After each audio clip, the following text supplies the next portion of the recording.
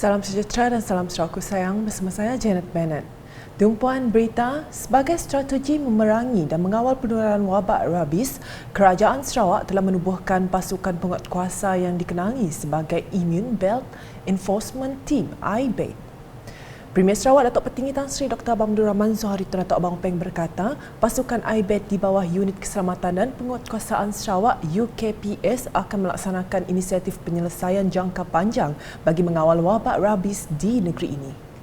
Menurutnya, tindakan drastik seperti penubuhan IBET adalah julung-julung kalinya diambil oleh sesebuah kerajaan bagi menangani penularan wabak rabis. Kerajaan Sarawak sanggup mengeluarkan bajet besar untuk membiayai beberapa siri operasi semenjak tahun 2018 yang melibatkan ramai petugas, keperluan logistik, kos vaksinasi dan pembelanjaan yang lain. Alhamdulillah, kita bersyukur operasi ini telah menghasilkan impak positif yang mana kita telah berjaya mengurangkan penularan wabak ini ke tahap yang minimum. Beliau berkata demikian semasa majlis pelancaran pasukan IBET di dataran perayaan Kuching pada Isnin. Premier menambah, pasukan IBET juga dibekalkan dengan kenderaan berserta kelengkapan canggih untuk membolehkan mereka menjalankan tugas di lokasi pedalaman yang terpincil.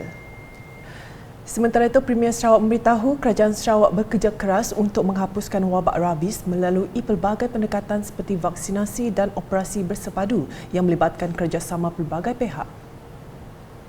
Salah satu kaedahnya adalah dengan mengambil tindakan pencegahan awal, iaitu mengawal penularan atau menghapuskan punca wabak ini sebelum ia menular.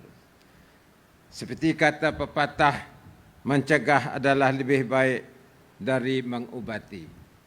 Dalam majlis sama, Premier Sarawak turut menyaksikan dua memorandum persefahaman MOU ditandatangani oleh UKPS bersama Sarawak Research and Development Council SRDC dan Sarawak Energy Berhad SEB.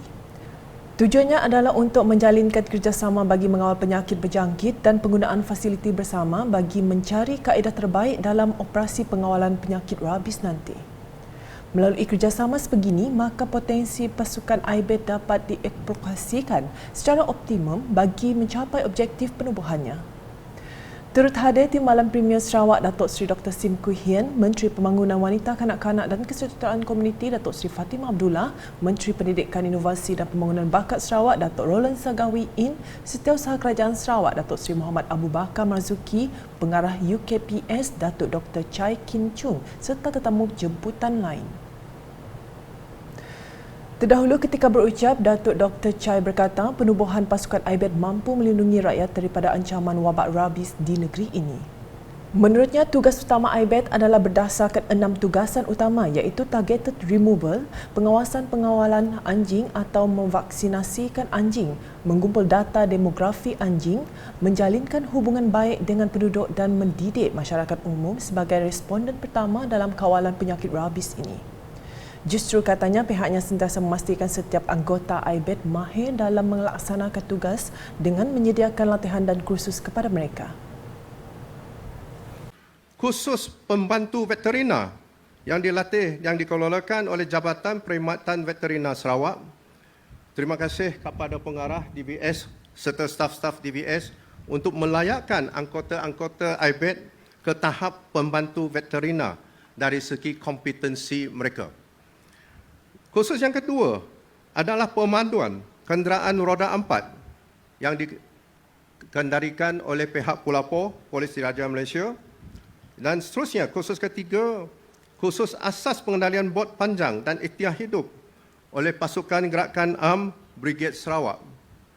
Dalam pada itu, beliau memberitahu pasukan IBET juga bersedia ditugaskan untuk operasi penyakit tangan dan mulut termasuk African Swine Fever dan penyakit berjangkit dari masa ke semasa.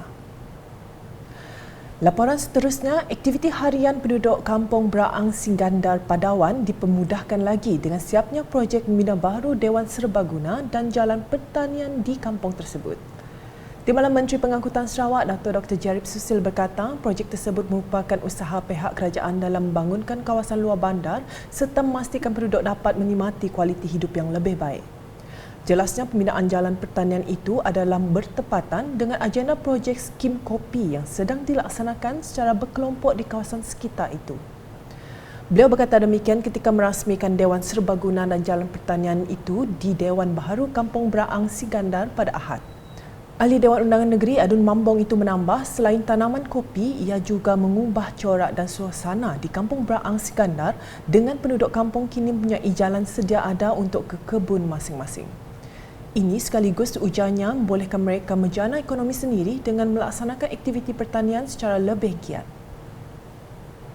Berikut pula, program Info on Wheel IOW Anjuran Jabatan Penerangan Sarawak JAPEN telah memberi peluang kepada rakyat setempat untuk mendapat maklumat terkini berkaitan inisiatif yang dapat dimanfaatkan serta mendekatkan mereka dengan pemimpin dan wakil agensi kerajaan. Menurut Pegawai JAPEN Daerah Kenawit Wita Engkamat, program IOW yang dianjurkan di kawasan Parlimen Kenawit baru-baru ini telah mampu menyampaikan gambaran semasa berkaitan semangat keluarga Malaysia kepada masyarakat pedalaman.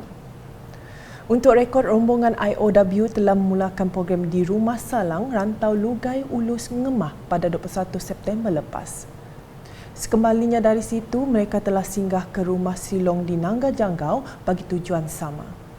Antara yang hadir, Timbalan Menteri Kesihatan II Malaysia merangkap Ahli Parlimen Kenawit Dato' Aaron Algodagang serta pegawai kerajaan lain. Selain penduduk Rumah Silong selaku tuai rumah, program tersebut turut disertai seramai 200 penduduk dari sekitar Nangga Janggau. Berikut pula, konsep ekonomi digital yang dipelopor oleh Premier Sarawak Datuk Patinggi Tan Sri Dr. Abang Abdul Rahman Zuharitun atau Abang Openg semakin difahami oleh penduduk di kawasan pesisir.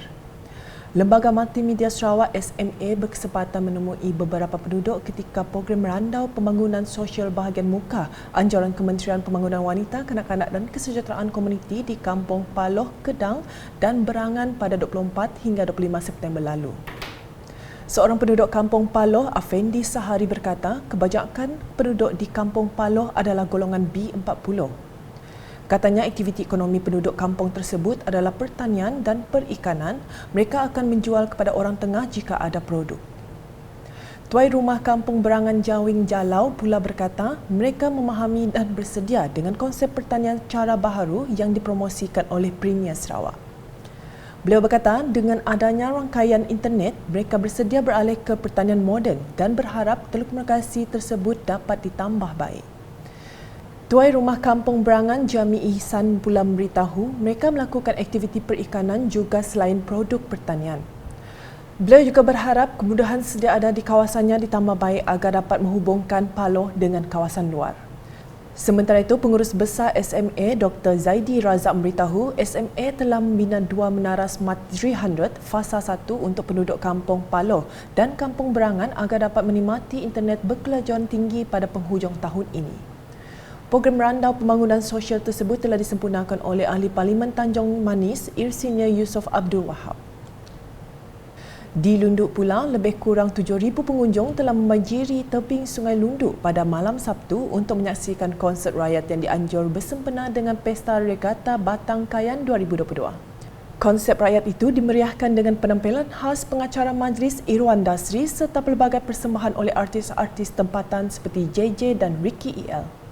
Sambutan tersebut dirancangkan lagi dengan acara cabutan nama bertuah dengan Jeffian Edwards ini berjaya membawa pulang hadiah utama iaitu sebuah motosikal jenama Moderna Chris 110. Penyampaian hadiah itu disempurnakan oleh Setiausaha Politik kepada Menteri di Jabatan Perdana Menteri, Parlimen dan Undang-Undang Datuk Seri Syed Hamzah Syed Pai. Sementara itu, sebanyak 10,000 pengunjung dianggarkan hadir menyaksikan Regata Batang Kayan 2022 sejak pagi Sabtu. Berita seterusnya, seramai 200 peserta daripada pelbagai agensi kerajaan negeri, persekutuan dan badan berkanun menyertai Fun Ride Masak Sibu 2022. Pelepasan kayuhan tersebut telah dilakukan oleh Timbalan Residen Sibu, Christopher Ranggau Uting.